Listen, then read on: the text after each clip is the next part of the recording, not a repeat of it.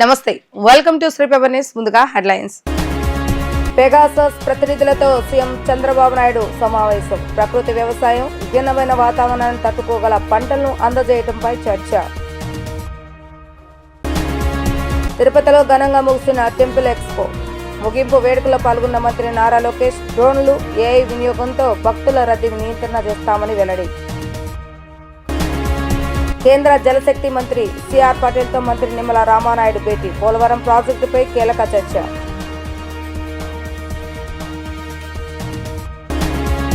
రాష్ట్ర ప్రభుత్వం ప్రకృతి వ్యవసాయాన్ని పెద్ద ఎత్తున ప్రోత్సహిస్తుందని సీఎం చంద్రబాబు నాయుడు స్పష్టం చేశారు. రాష్ట్రంలో ప్రస్తుతం 5 లక్షల హెక్టార్లలో ప్రకృతి వ్యవసాయం సాగుతుందని తెలిపారు. 2028-29 నాటికి రాష్ట్రంలో 40 లక్షల మంది రైతులను ప్రకృతి వ్యవసాయం వైపు మళ్లించి తద్వారా 50 లక్షల ఎకరాల్లో ప్రకృతి సేద్యం సాగేలా చూడాలని ప్రభుత్వం లక్ష్యంగా పెట్టుకుందని ఆయన వివరించారు. Pegasus capital Advisors chairman Craig Cogut, operate advisory Gina మేఘకార్తి, ప్రొడ్యూసర్స్ ట్రస్ట్ సీఈఓ కిత్ అగోడా ముఖ్యమంత్రి నారా చంద్రబాబు నాయుడుతో సచివాలయంలో సమావేశమయ్యారు. ప్రకృతి వ్యవసాయం, భిన్నమైన వాతావరణాన్ని తట్టుకోగల పంటలను అందజేయటం, రైతు నుండి వినియోగదారుడు వరకు ఎండ్ టు ఎండ్ అనుసంధాన వ్యవస్థను రూపొందించడం, marketing development, financing, data management, infrastructure ఏర్పాటు చేయడంపై ఈ సంస్థలు సహాయపడనున్నాయి. పబ్లిక్ ప్రైవేట్ సంస్థల నుంచి ఆర్థిక సహాయాన్ని అందించేందుకు ఇవి సంపూర్ణ సహకారాన్ని అందించనున్నాయి. అంతేకాకుండా ప్రకృతి వ్యవసాయ పర్యావరణ వ్యవస్థ కోసం ఆంధ్రప్రదేశ్ను గ్లోబల్ సెంటర్ ఆఫ్ ఎక్సలెన్స్ గా ప్రమోట్ చేస్తూ ఈ మేరకు రాష్ట్ర ప్రభుత్వ సంస్థ అయిన రైతు సాధికార సంస్థ Pegasus capital advisers producers trust సంస్థలు ఎంఓఐ చేసుకున్నాయి. రాష్ట్రంలో అవకాశాలను, రాష్ట్ర ప్రభుత్వ లక్ష్యాలను, ప్రస్తుత పరిస్థితులను ఆ సంస్థల ప్రతినిధులకు సీఎం వివరించారు. ప్రజల ఆహార అలవాట్లు మారుతున్నాయని, ఆరోగ్యంపై శ్రద్ధ పెరుగుతుందని అన్నారు. తాము తీసుకునే ఆహారంపై వారు అవగాహన కోరుకుంటున్నారని అన్నారు. రాబోయే రోజుల్లో ఆహార ఉత్పత్తులపై సర్టిఫికేషన్, ట్రెసిబిలిటీ అనేది కీలకం కానుందని అన్నారు. ఆ దిశగా తాము రైతులను, ఉత్పత్తిదారులను ప్రోత్సహిస్తున్నామని చెప్పారు. ప్రకృతి సేద్యం తన కళ అని చెప్పిన సీఎం రైతుల్లో చైతన్యం తెచ్చి అనుకున్న లక్ష్యాలను సాధిస్తామని తెలిపారు. దీనికి సహకరించవలసిందిగా ఆ సంస్థల ప్రతినిధులను ఈ సందర్భంగా వారు కోరారు. ఆలయాలను భక్తులకు మరింత చేరువ చేసేలా రాష్ట్రంలో ఎన్డీఏ ప్రభుత్వం కీలక నిర్ణయాలు తీసుకుందని మంత్రి లోకేష్ వివరించారు. రాష్ట్రంలోని ప్రముఖ ఆలయాల దర్శన టికెట్లను వాట్సాప్ గవర్నెన్స్ ద్వారా అందజేస్తున్నామని తెలిపారు. త్వరలోనే టీటీడీ సేవలు సైతం అందుబాటులోకి తెస్తామని అన్నారు. తిరుపతిలో 3 రోజుల పాటు జరిగిన టెంపుల్ ఎక్స్పో ముగింపు కార్యక్రమంలో లోకేష్ పాల్గొన్నారు. ఈ సందర్భంగా లోకేష్ మాట్లాడుతూ ఎన్టీఆర్ తిరుమలలో అన్నదానం ప్రారంభించారని, సీఎం నారా చంద్రబాబు నాయుడు ప్రాణదానము ప్రారంభించారని గుర్తు చేశారు. పిల్లలకు ఫోన్లు, ఐప్యాడ్లు ఇచ్చి పుస్తకాలకు దూరం చేస్తున్నామని ఆవేదన వ్యక్తం చేశారు. అయితే తమ కుమారుడు దేవాంశుకు మాత్రం సెల్ ఫోన్ ఇవ్వటం లేదని, దేవుడు పుస్తకాలు ఇస్తున్నామని అన్నారు. మన దేవుడి గురించి మన పిల్లలకు చెప్పాల్సిన బాధ్యత మనపై ఉందని స్పష్టం చేశారు. దేశ ప్రధాని వసుదైక కుటుంబం గురించి ఇచ్చిన పిలుపు ఆదర్శప్రాయమైనదని అభివర్ణించారు. అందరూ కలిసి మన సంస్కృతిని కాపాడాల్సిన అవసరం ఉందని ఆయన పేర్కొన్నారు. To my friends coming from different parts of the nation, what I just said is that there is transformation in technology. We live in an era where people talk about Spider-Man, Superman, Avengers, but we also have our own Samskruti that we need to save, and that is going to be very, very important. ITCX 2025 is a global congregation that aims to economically and socially empower temples. I believe this is just the beginning. You know, leaders like us, we are traveling all the way to Switzerland, to a small city called Davos, to exchange ideas across education, healthcare, governance. And I believe time has now come that all of us together hold world-class conventions like that to bring together thought leadership, to exchange ideas, to exchange best practices. Here as state of Andhra Pradesh, we don't believe we are doing everything perfect. We truly believe that we have to learn from our friends from temples all across the country and across the world. ITCX supports the Honorable Prime Minister Narendra Modi ji's vision of Vikasit Bharat 2047, focusing on sustainable growth and temple ecosystem and empowerment. Embracing the ethos of Vasudhaiva Kutumbam, the world is one family. ITCX fosters global collaboration in temple management. Enhancing temple accessibility through WhatsApp integration has been one of the cornerstone of the NDA government here in Andhra Pradesh. It has been a key initiative to make temples lot more accessible to pilgrims. We have started with 7 temples, and in the next 3 months we are really excited to bring even TTD onto this platform to ensure that there are no long queues for darshan. Ticket booking and temple services should be hassle free. Hence we are leveraging technologies facilities like this to make it seamless for devotees who come to our state from all across the world and make everything accessible on touch of a button. This initiative aims to bring temples closer to devotees and ensuring a seamless and hassle-free journey. Various other technologies like drones, artificial intelligence, also creating a digital twin of a temple and understanding how to manage crowd much better is going to be critical going forward. I would also like to say a few words in Telugu. Sanatan Dharmam ante Hindu Dharmam. Manava Seva anedi Madhava Seva. Manandram కలిసికట్టుగా మన ధర్మాన్ని కాపాడుకోవాల్సిన అవసరం ఉంది. సమాజానికి సేవ చేస్తే పరమాత్ముడికి సేవ చేసినట్లు హిందూ ధర్మం అంటుంది. మన దేశ సంస్కృతి సాంప్రదాయాలు ఎంతో గొప్పవి.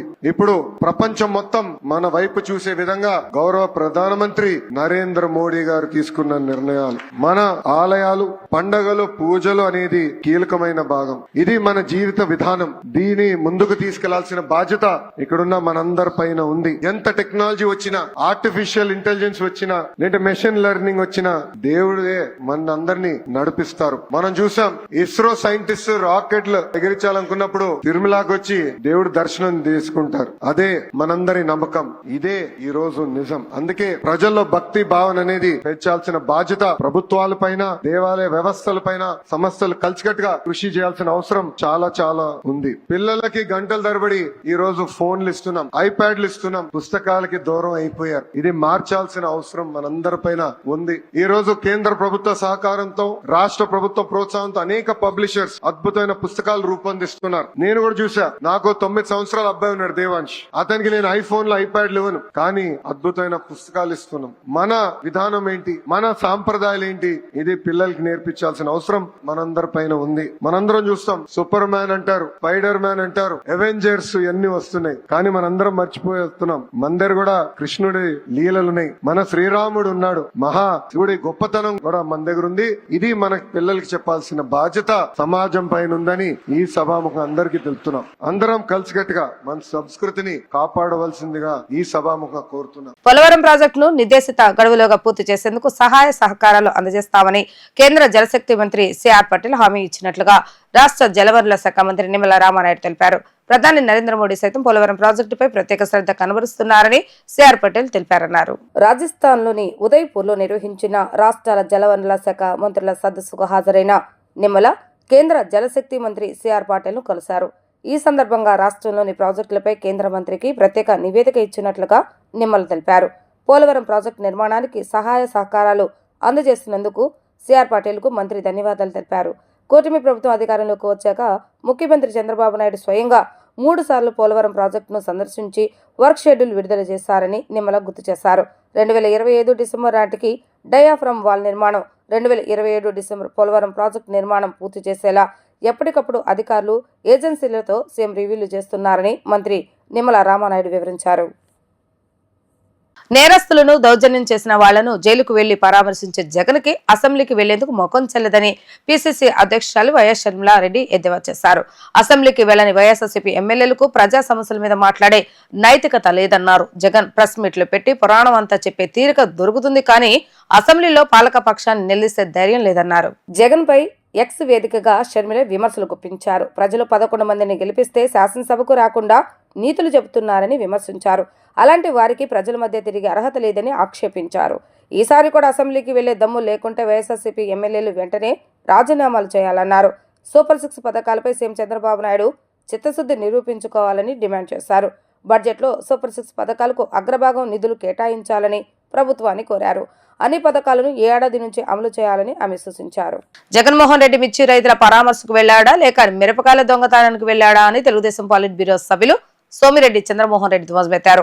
జగన్ వెంట వెళ్లిన లేళ్ల అప్పిరెడ్డి 14 టిక్కీల మిర్చి బస్తాలు ఎత్తుకుపోయారని ఆరోపించారు.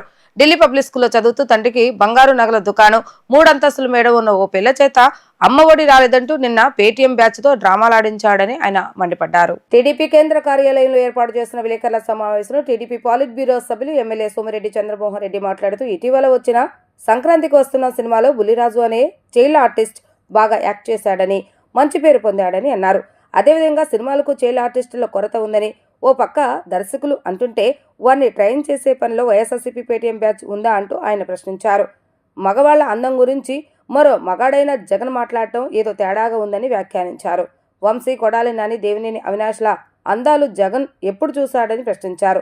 జగన్ కంటే అవినాష్ రెడ్డి అందంగా ఉన్నాడని వైఎస్ఆర్సీపీ వాళ్లే మాట్లాడుకుంటున్నారని సోమిరెడ్డి అభిప్రాయపడ్డారు. తన హయాంలో వ్యవసాయ శాఖను మూసేసిన ఎన్నో దారుణాలకు జగన్ కారణమని ఆయన విమర్శించారు. అదే ఉన్నట్టుంది. ఇప్పుడు చైల్డ్ ఆర్టిస్టుల కోసం మొన్నేమో సంక్రాంతికి వస్తున్నాం సినిమాలో ఒక చైల్డ్ ఆర్టిస్ట్ బాగా చేశారంట. అదెవరో సీనియర్ డైరెక్టర్ మాట్లాడుతూ చైల్డ్ ఆర్టిస్టులు కొరత ఉంది అని చెప్పారంట. అందుకని బహుశా YCP team, IPAC team child ఆర్టిస్టులని తయారు చేస్తుందేమో ట్రైనింగ్ ఇచ్చి అని అనిపిస్తుంది. అదే కదా, అందుకనే కదా ఆయన ఈ ఐపాక్ టీములు ఈ పే టైం బ్యాచ్లు చెప్పిన దాన్ని బట్టే కదా వై నాట్ 175, వై నాట్ 25 అని చెప్పేసి విర్రవీగింది. ఇంకా చాలదా? ఆయన దేనికి భద్రత కల్పించాలా? ఆ మిరపకాయల బస్తాలు మీరు అడిగారు భద్రత అని, ఆ మిరపకాయల దొంగల్ని దూరంగా పెట్టేదానికే, లేకపోతే రౌడీలు అక్కడికి వచ్చి ఈరోజు రైతులు చూడడానికి పోయినావు, లేకపోతే వల్లభనేని వంశీ కష్టాల్లో ఉండడని. ఇంకొక మాట అడుగుతున్నాను, నాకు అర్థం కాల, ఏమైంది జగన్కి? ఏంది మగోళ్ళ అందం గురించి మగోళ్ళు చెప్పేది ఏంది? ఇక్కడెక్కడో తేడా కనిపిస్తుంది. నువ్వు చూడు, ఆయన కొడాలి నాని ఎంత అందంగా ఉన్నాడు, వల్లభనేని వంశీ ఇంకా అందంగా ఉన్నాడు. వాళ్ళ అందాలు ఎప్పుడు చూస్తున్నావని నువ్వు. ఇంకొక ఆయన దేవినేని అవినాష్ ఇంక చంద్రబాబు కంటే అందంగా ఉన్నాడు. ఇప్పుడు మనం ఎవరైనా మగోళ్ళు ఆడోళ్ళు అందాలు చూస్తారు, ఆడోళ్ళు మగోళ్ళు అందాలు చూస్తారు. మగోళ్ళు అందాలు చూడటం అనేది బహుశా ఫస్ట్ టైం జగన్మోహన్ రెడ్డిలో ఎక్కడో తేడా కనిపించిందని అందరూ అనుకుంటారు. నేను అనటం లేదు. పబ్లిక్ ఏమంటుందంటే ఇది ఎప్పటి నుంచి మొదలైంది, అట్లుంది పరిస్థితి.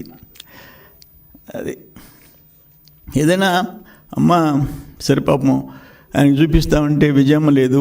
భారతమ్మన్న కొంచెం మంచి సైకియాట్రిస్ట్ దగ్గరకో ఎవరికో తీసుకోపోయి ఆ ట్రీట్మెంట్ ఇప్పిస్తే బాగుంటుందేమోనని. పవిత్రమైన పద్మావతి ఘాట్ను సుప్రీంకోర్టు ఆదేశాలకు వ్యతిరేకంగా వ్యాపార వాణిజ్య అవసరాలకు వినియోగించడం అక్రమమని జై భీమ్ రావు పార్టీ రాష్ట్ర ప్రధాన కార్యదర్శి పరస సురేష్ కుమార్ అన్నారు. మున్సిపల్ కమిషనర్ వెంటనే జాన్ అండ్ కోకి ఇచ్చిన పద్మావతి ఘాట్ కాంట్రాక్టును రద్దు చేయాలని డిమాండ్ చేశారు.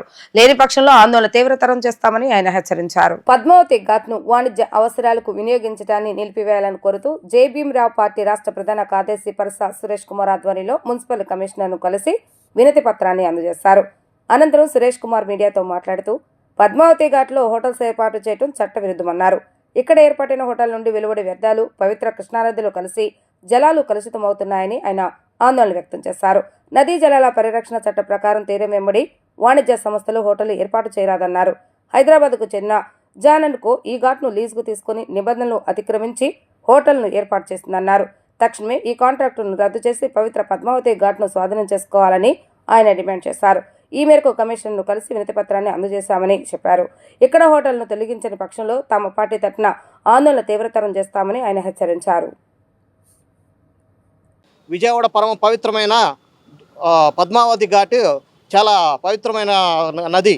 అలాంటి విజయవాడ నగరం నడిబొడ్డులో నుంచి నడుస్తున్న ఈ కృష్ణానదిలో అనేక వ్యర్థాలను వదులుతూ ఆ యొక్క E3 స్ట్రీట్ను అక్రమంగా నడుపుతున్నారు. వెంటనే ఆ యొక్క E3 స్ట్రీట్ని రద్దు చేయాలని చెప్పి, వాళ్ళకి ఇచ్చిన కాంట్రాక్ట్ రద్దు చేయాలని చెప్పి సందర్భంగా మేము డిమాండ్ చేస్తున్నాం.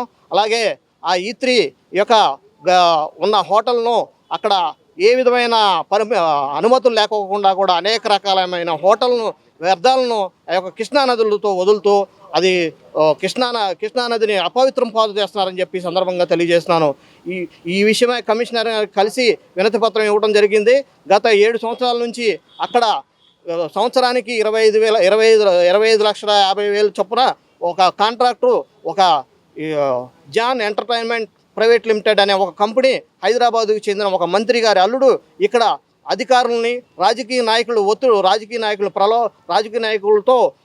ఆయనకున్న పరిచయాలతో ఇక్కడ అక్రమంగా ఆ యొక్క కాంట్రాక్టు అతను చేదెక్కించుకొని ఆ యొక్క కౌన్సిల్లో తీర్మానం చేసి ఆ రోజు 2018లో ఆ ప్రభుత్వంలో కొంతమంది అధికారులని, కొంతమంది రాజకీయ నాయకులని మేనేజ్ చేసుకుని ఆ కాంట్రాక్ట్ను అతను చేజించుకున్నాడు. ఈ యొక్క పద్మావతి ఘాట్ని రక్షించాల్సిన బాధ్యత ప్రతి ఒక్క పౌరుడి మీద ఉంది. ఎందుకంటే ప్రకృతి ఈ రోజున ఆ యొక్క ప్రభావం ఏ విధంగా ఉంటుందో మనం ఈ మధ్యనే చూసాము. ఈ మధ్యన వచ్చిన ఈ బుడమేరు కాలం ఏ విధంగా అయితే పొంగిందో, ఈ విధంగా ఈ పద్మావతి ఘాట్ని ఆక్యుపై చేయడం వల్ల ఈ విధమైన వ్యాపార కార్యకలాపాలకు ఉపయోగించుకొని ఆ యొక్క ఉపయోగించుకుని దాన్ని ఆక్రమించుకోవడం వల్ల మళ్ళీ రేపు రానున్న రోజుల్లో ఇటువంటి విపత్తులు మనకి ముందుకు వస్తాయని చెప్పి సందర్భంగా తెలియజేస్తూ, వెంటనే ఈ పద్మావతి ఘాట్లో ఈ యొక్క E3 స్ట్రీట్ ఏదైతే ఉందో దాని యొక్క జాన్ ఎంటర్ప్రైజెస్ యొక్క అగ్రిమెంట్ను రద్దు చేసి ఆ యొక్క ప్రదేశాన్ని కార్పొరేషన్ వారు ఆక్యుపై చేసుకోవాలి. అడ్డుకోకపోతే మాత్రం మేము తీవ్రంగా ఈ యొక్క ఉద్యమాన్ని, ఈ యొక్క వాతావరణ పరిరక్షణ కాపాడే విధంగా మేము ముందుకు తీసుకెళ్తామని చెప్పి జై భీమ్ రా భారత పార్టీ తరఫున డిమాండ్ చేస్తాము.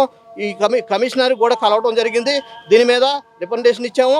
అలాగే ఈ కమిషనర్ గారిని కలిసి ఈ యొక్క సుప్రీంకోర్టు వైలేషన్ ఏ విధంగా జరుగుతూ జీవోలను కానీ, అలాగే ఎన్జిటి నేషనల్ గ్రీన్ ట్రిబ్యునల్ యొక్క జీవోలను కూడా, ఆ యొక్క జీవోలను ప్రతి ఒక్కటి కూడా 300 పేజీల ఒక జీవో కాపీలను కమిషనర్ గారికి సబ్మిట్ చేయడం జరిగింది.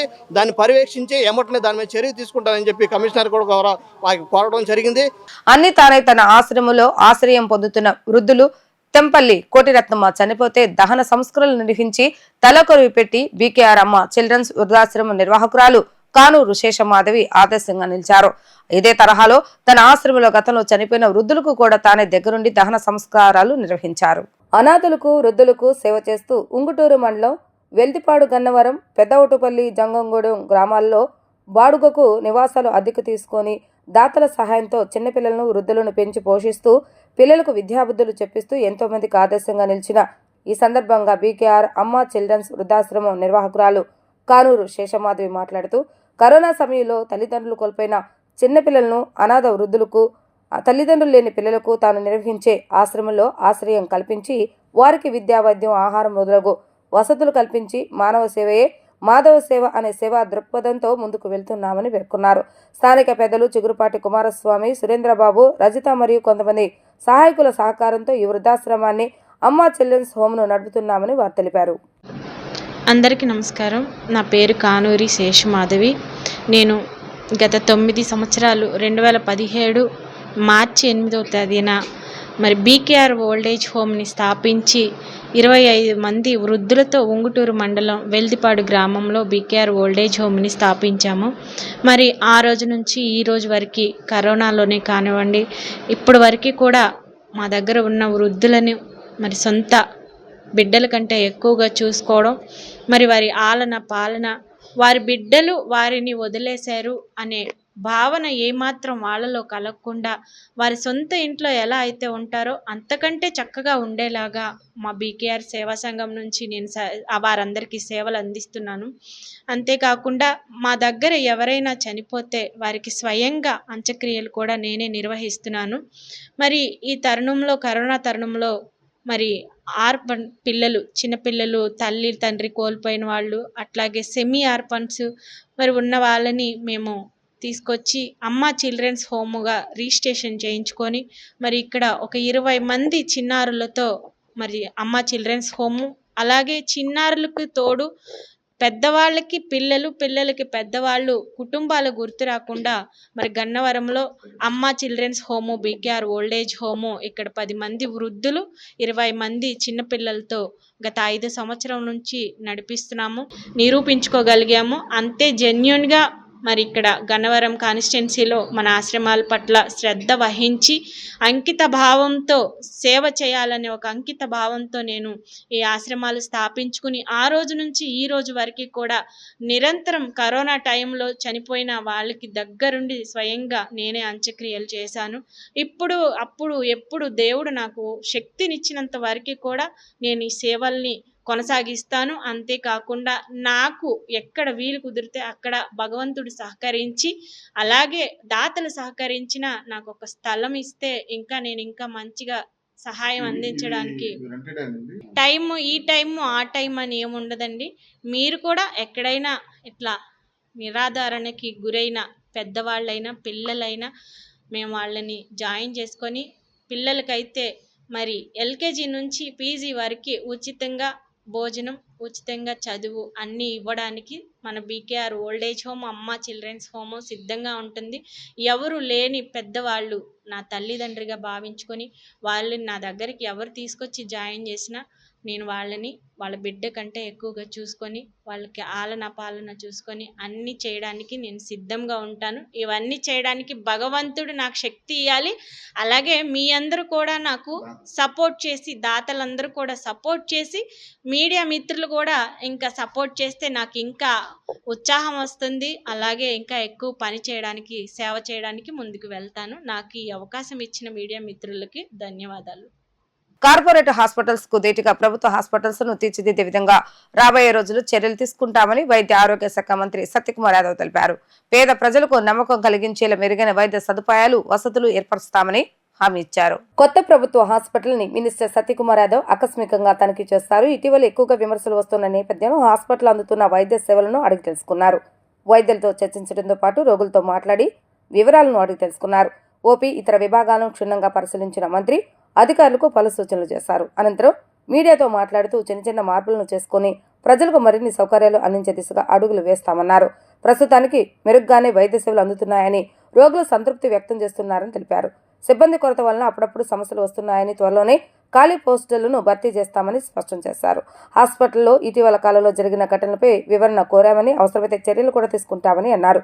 ప్రజలు ధైర్యంగా వచ్చి వైద్యం చేయించుకునేలా వారిలో నమ్మకం పెంచే విధంగా కృషి చేస్తామని అన్నారు.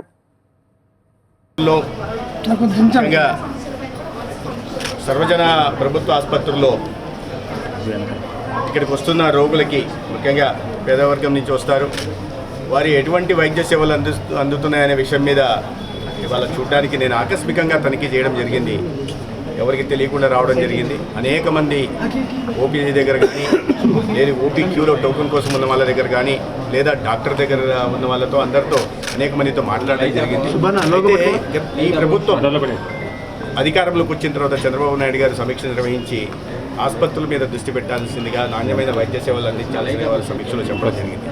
దాని తర్వాత 30 పాయింట్ యాక్షన్ ప్లాన్ అనే పేరుతో, ఎందుకంటే ఆర్థిక వనరుల కొరత ఉన్న దృష్ట్యా ప్రధానంగా 10 సూత్రాల కార్యక్రమం, 30 సూత్రాల్లో 10 సూత్రాల కార్యక్రమాన్ని ఆసుపత్రుల్లో ప్రధానంగా ఓపీ సర్వీసులు చాలా దారుణమైన పరిస్థితులు ఉండేవి.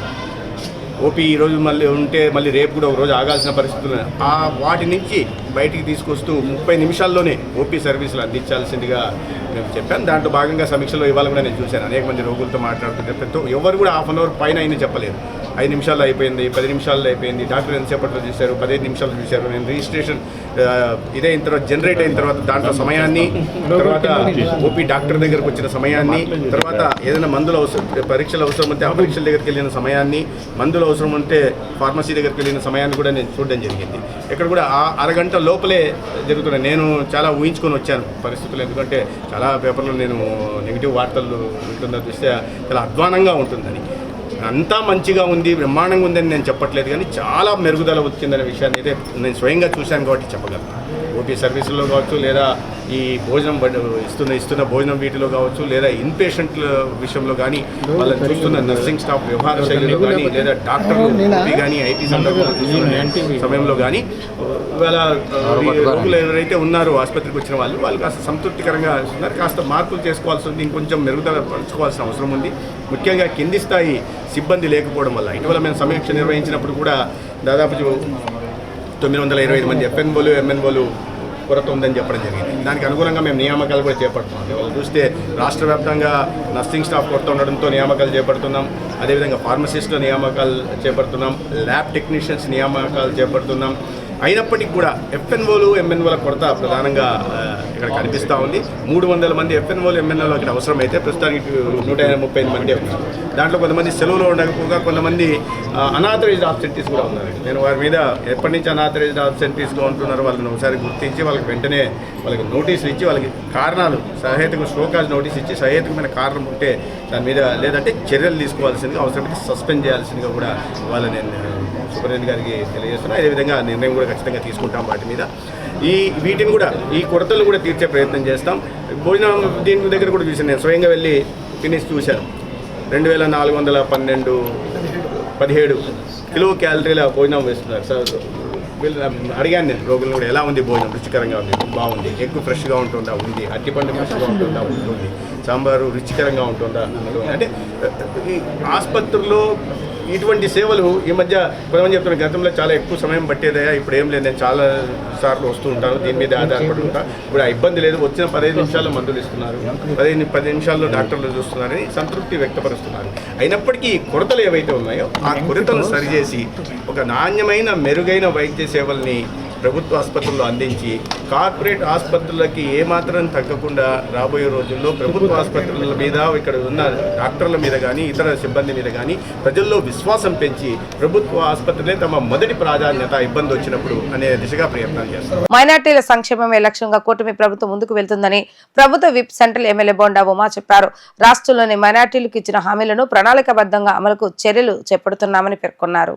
విజయవాడ సింగనగర్లోని సెంట్రల్ నియోజకవర్గ తెలుగుదేశం పార్టీ కార్యాలయం వద్ద ముఖ్యమంత్రి నారా చంద్రబాబు నాయుడు రాష్ట్రంలోని మైనార్టీలకు ఇచ్చిన హామీలను ప్రణాళికాబద్ధంగా అమలు చేస్తూ ఇమాం, మోజంల గౌరవ వేతనాల కోసం 45 కోట్లు విడుదల చేసి మసీదులలో పనిచేస్తున్న 5,000 మందికి 6 నెలల గౌరవ వేతనం అందించనున్న సందర్భంగా సీఎం నారా చంద్రబాబు నాయుడు చిత్రపటానికి పాలాభిషేక కార్యక్రమాన్ని నిర్వహించడం జరిగింది.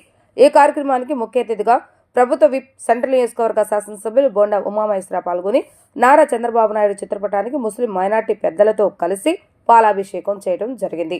ఈ సందర్భంగా బోండా ఉమా మాట్లాడుతూ రాష్ట్రంలోని మైనార్టీలకు ఇచ్చిన హామీలను ప్రణాళికాబద్ధంగా అమలుకు చర్యలు చేపడుతూ మైనార్టీల సంక్షేమమే లక్ష్యంగా కూటమి ప్రభుత్వం ముందుకు సాగుతుందని చెప్పారు.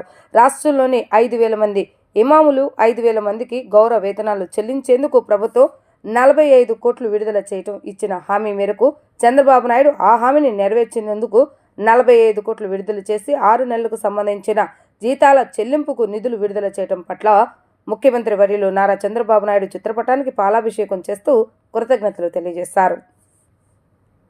ఈరోజు సెంట్రల్ నియోజకవర్గం కమిటీ ఆధ్వర్యంలో, అలాగే సెంట్రల్ ఎమ్మెల్యే బోండా ఉమామహేశ్వరరావు అన్న గారి ఆధ్వర్యంలో ఈరోజు మన రేపు 10 రోజులకు ముందు వచ్చే రంజాన్ పండగకి రంజాన్ చాంద్ లాగా మనకు మంచి శుభవార్త ఇచ్చారు చంద్రబాబు నాయుడు గారు. ఆ శుభవార్త ఈరోజు మన ఇమాములకి, మౌజన్లకి అందరికీ రాష్ట్ర వ్యాప్తంగా 45 కోట్లు మంజూరు చేశారు. గత ప్రభుత్వంలో చేయలేని పని ఈరోజు మన ప్రభుత్వంలో వచ్చినాక చంద్రబాబు నాయుడు గారు చేసినటువంటి పనికి మేము మా మైనార్టీ తరపు నుంచి రాష్ట్ర వ్యాప్తంగా హ్యాపీగా ఫీల్ అవుతున్నాము. ఆయనకి ధన్యవాదాలు తెలుపుకుంటూ, అలాగే మా సెంట్రల్ నియోజకవర్గం సెంట్రల్ ఎమ్మెల్యే బోండా ఉమామహేశ్వర అన్నగారు ఎప్పుడు మనకు సెంట్రల్ నియోజక మైనార్టీకి అండగా ఉంటూ, అలాగే మనతో పాటు తోడుగా ఉంటూ ప్రతి పనిని మేము ఆయన దగ్గరికి వెళ్ళి ఒక పని చేయమని అడిగినా అది వెంటనే మాకు స్పందించి చేసినటువంటి ఘనత ఎవరంటే మన బోండా ఉమామహేశ్వరరావు అన్న గారు. ధన్యవాదాలు తెలుపుకుంటున్నాను. Thank you so much. వార్తలు ముగించే ముందు హెడ్లైన్స్ మరొకసారి. పెగాసస్ ప్రతినిధులతో సీఎం చంద్రబాబు నాయుడు సమావేశం. ప్రకృతి వ్యవసాయం, విభిన్నమైన వాతావరణాన్ని తట్టుకోగల పంటలను అందజేయడంపై చర్చ. తిరుపతిలో ఘనంగా ముగిసిన టెంపుల్ ఎక్స్పో. ముగింపు వేడుకలో పాల్గొన్న మంత్రి నారా లోకేష్ డ్రోన్లు, ఏఐ వినియోగంతో భక్తుల రద్దీని నియంత్రణ చేస్తామని వెల్లడి. కేంద్ర జలశక్తి మంత్రి సిఆర్ పటేల్తో మంత్రి నిమ్మల రామానాయుడు భేటీ. పోలవరం ప్రాజెక్టుపై కీలక చర్చ.